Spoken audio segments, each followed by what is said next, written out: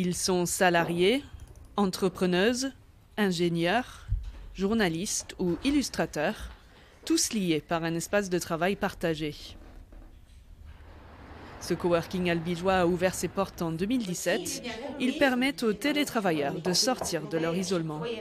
Et à ce moment-là, propose-lui une date de relance. Des fois, la vie d'indépendant peut être un peu solitaire. Donc déjà, ça permet d'être en termes de sociabilité, d'avoir aussi, quand on est un petit peu en coup de mou, de se retrouver dans une ambiance studieuse. Et du coup, ça aide à bosser. On n'hésite pas à s'échanger nos compétences, nos expériences, nos petites anecdotes professionnelles.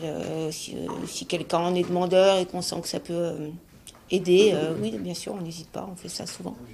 Au départ une entreprise, l'espace est devenu associatif il y a 2 ans. Aujourd'hui, chaque travailleur est adhérent et participe au fonctionnement du lieu. Les gens qui viennent ici, ils sont un peu comme des colocataires, donc ils sont une partie prenante du lieu, de la vie du lieu. Donc en fait, tout de suite, si quelque chose ne va pas, c'est une affaire en commun. C'est pas le problème du patron où je râle et je remonte au patron que ça va pas et qu'il faut faire ci, qu'il faut faire ça. Cette organisation permet d'aborder des questions importantes ensemble. La parité, par exemple.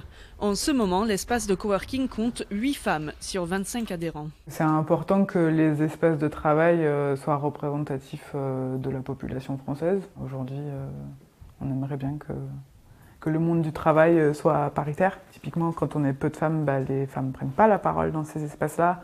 Donc nos problématiques à nous sont moins mises en avant.